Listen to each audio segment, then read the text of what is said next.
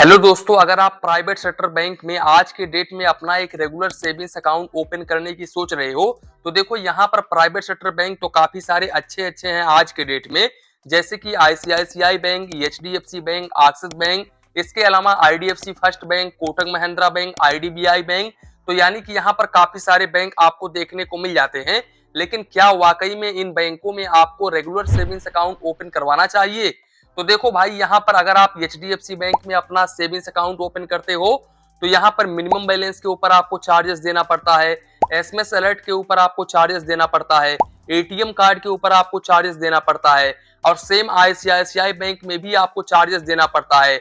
और इन बैंकों में आपको कैश ट्रांजेक्शन लिमिट भी काफी कम देखने को मिलता है। वहीं पर अगर हम एक तरफ एक्सिस बैंक को लेकर के बात करें तो एक्सिस बैंक में भी आपको minimum balance charges, SMS alert charges, ATM card charges, इसके अलावा यहाँ पर भी आपको कैश ट्रांजेक्शन लिमिट काफी कम देखने को मिलता है। अब आईडीबीआई बैंक को लेकर के बात करें तो यहाँ पर भी आपको काफी सारे चार्जेस देने पड़ते हैं, जैसे कि SMS alert charges, chequebook extra लेते हो तो यहाँ पर आपको चार्जेस देना पड़ता है, मिनिमम बैलेंस के ऊपर चार्जेस देना पड़ता है। तो अब सवाल ये आता है कि आखिर मैं किस बैंक में अपना सेविंग्स अकाउंट ओपन करवाऊं, मेरे लिए कौन सा सेविंग्स अकाउंट बेहतर रहेगा, यानी कि कौन से प्राइवेट सेक्टर बैंक में अपना सेविंग्स अकाउंट ओपन करवाऊं। तो देखो, अगर आपको ओपन करवाना ही है तो आप आईडीएफसी फर्स्ट बैंक का रेगुलर सेविंग्स अकाउंट ओपन करवा सकते हो, क्योंकि भाई यहाँ पर आपको सर्विस तो एक नंबर की आपको देखने को मिलती है। जैसे कि यहाँ पर मोबाइल बैंकिंग एप्लीकेशंस इनका काफी ज्यादा शानदार होता है। इसके अलावा यहाँ पर ओनली आपको मिनिमम बैलेंस मेंटेन करके चलना पड़ता है। और भाई इस अकाउंट्स को आप वीडियो केवाईसी के माध्यम से, यानी कि अगर आपका एज 18 प्लस है तो आप वीडियो केवाईसी के माध्यम से बहुत ही इजीली अपना अकाउंट ओपन कर सकते हैं, अपना फुल केवाईसी करके। और भाई वेलकम किट में आपको चेकबुक, पासबुक, एटीएम कार्ड वगैरह देखने को मिल जाएगा। हालांकि पासबुक देखने को नहीं मिलता है, लेकिन जब आप ब्रांच में जाओगे तो आपको पासबुक भी दे दिया जाएगा। दूसरी बात भाई, यहाँ पर बेसिकली आपको दो तरह का सेविंग्स अकाउंट देखने को मिलता है। एक होता है 10,000 रुपए एवरेज मंथली बैलेंस वाला सेविंग्स अकाउंट, और एक होता है 25,000 रुपए एवरेज मंथली बैलेंस वाला सेविंग्स अकाउंट। तो अगर आप ज्यादा मिनिमम बैलेंस मेंटेन नहीं कर सकते तो यहाँ पर आप 10,000 रुपए वाला ही ओपन करवा लो।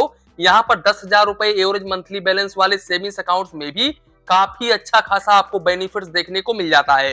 अब बेनिफिट्स क्या देखने को मिलता है, तो सबसे पहले मैं आपको ये चीज क्लियर कर दूं कि अगर आप मिनिमम बैलेंस मेंटेन नहीं करते हो ना, तो यहाँ पर आपको आप जितना भी शॉर्टफॉल करते हो उसके ऊपर 6% प्लस जीएसटी चार्जेस देना पड़ता है।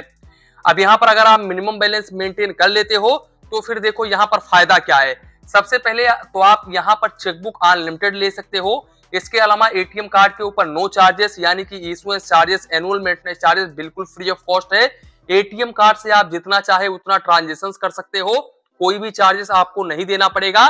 इसके अलावा कैश ट्रांजेक्शन लिमिट, आप चाहे तो कैश विड्रॉवल करो ब्रांच के जरिए, चाहे तो यहाँ पर कैश जमा करो, यहाँ पर आपको कोई भी चार्जेस नहीं देना पड़ेगा। इसके अलावा एसएमएस अलर्ट के ऊपर कोई भी चार्जेस नहीं देना पड़ेगा।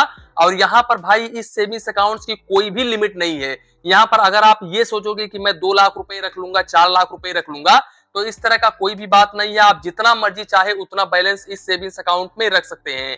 और यही नहीं, यहाँ पर आपको लगभग लाखों करोड़ों रुपए तक का इंश्योरेंस ऐसे ही दे दिया जाता है। इसके अलावा अगर आप इस सेविंग्स अकाउंट्स को ओपन करवाते हो और ऑनलाइन आप शॉपिंग वगैरह करते हो तो यहाँ पर टाटा क्लिक पर, यात्रा पर, लाइफ स्टाइल पर इंस्टेंट डिस्काउंट देखने को मिल जाता है। तो ये काफी अच्छी बात है इस सेविंग्स अकाउंट की।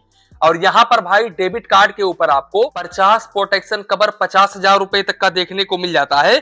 इसके अलावा भाई पर्सनल एक्सीडेंटल इंश्योरेंस 5 लाख रुपए तक का देखने को मिल जाता है। लास्ट कार्ड लाइबिलिटी 4 लाख रुपए तक का देखने को मिल जाता है। साथ ही साथ एयर एक्सीडेंटल कवर यहाँ पर 30 लाख रुपए तक का देखने को मिल जाता है। तो यहाँ पर भाई कुल मिला करके यहाँ पर फायदा ही फायदा है, यहाँ पर नुकसान कुछ भी नहीं है। तो अगर मैं इन सभी प्राइवेट बैंकों को आपस में कंपेयर करके एक कंक्लूजन पर पहुंचूं कि आपके लिए कौन सा रेगुलर सेविंग्स अकाउंट बेस्ट रहेगा, तो यहाँ पर भाई आईडीएफसी फर्स्ट बैंक का रेगुलर सेविंग्स अकाउंट लगभग सभी सेविंग्स अकाउंट से बेहतर है, क्योंकि यहाँ पर आपको सिंगल चार्जेस नहीं देना पड़ता है। सिर्फ ओनली मिनिमम बैलेंस अगर आप मेंटेन नहीं करते हो तो मिनिमम बैलेंस के ऊपर आपको चार्जेस देना पड़ता है। तो अगर आप आईडीएफसी फर्स्ट बैंक में अपना रेगुलर सेविंग्स अकाउंट ओपन करने की सोच रहे हो तो भाई लिंक डिस्क्रिप्शन बॉक्स में मिल जाएगा। उस लिंक पर आप क्लिक करके बहुत ही आसानी तरीके से अपना सेविंग्स अकाउंट ओपन कर सकते हो। इसके अलावा भाई यहाँ पर मैं आप लोगों को बता दूं कि कुछ लोगों का एक सवाल होगा कि सर कोटक महिंद्रा बैंक का 811 डिजिटल सेविंग्स अकाउंट बेस्ट है, इसके अलावा कोटक महिंद्रा बैंक का 811 सुपर सेविंग्स अकाउंट बेस्ट है। ये savings account IDFC first bank regular savings account से टक्कर ले सकता है, लेकिन मैं फिर भी बोलूंगा कि नहीं टक्कर ले सकता है। अब क्यों? क्योंकि भाई देखो यहाँ पर कोई भी चार्जेस आपको नहीं देना पड़ता है, जबकि अगर मैं कोटक 811 डिजिटल सेविंग्स अकाउंट्स की बात करूं तो यहाँ पर सबसे पहले तो आपको 2.50% का इंटरेस्ट रेट देखने को मिलता है। दूसरी बात, जीरो बैलेंस सेविंग्स अकाउंट से चलो मैं मानता हूं कि मिनिमम बैलेंस के ऊपर आपको कोई भी चार्जेस नहीं देना पड़ता है, लेकिन भाई अगर आप सुपर सेविंग्स अकाउंट ओपन करते हो तो यहाँ पर आपको 399 रुपीज एनरोलमेंट फीस देना पड़ता है। बाकी नंबर ऑफ ट्रांजेक्शन अगर आप एटीएम कार्ड के ऊपर क्रॉस करते हो तो यहाँ पर भी आपको चार्जेस देना पड़ता है। इसके अलावा अगर मैं डिजिटल सेविंग्स अकाउंट्स की बात करूं तो यहाँ पर आपको 399 रुपीज भाई डेबिट कार्ड के ऊपर चार्जेस देना पड़ता है। इसके अलावा यहाँ पर number of transaction free of cost में बिल्कुल भी देखने को नहीं मिलता है। और एसएमएस अलर्ट, यहाँ पर भाई एसएमएस अलर्ट के ऊपर अगर आप एसएमएस अलर्ट डेली वीकली लेते हो तो आपको 50 पैसे पर एसएमएस चार्जेस देना पड़ता है।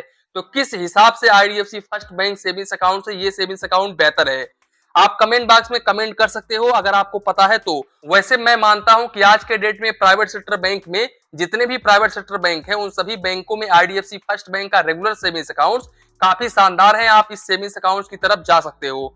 तो दोस्तों कुल मिलाकर के यही था वीडियो, यहीं पर वीडियो को समाप्त करते हैं। वीडियो पसंद आया हो तो प्लीज वीडियो को एक लाइक करिए और अपने चैनल फाइनेंस बैंकिंग को सब्सक्राइब करिए। मन में कुछ डाउट हो, कंफ्यूजन हो तो प्लीज कमेंट करिए।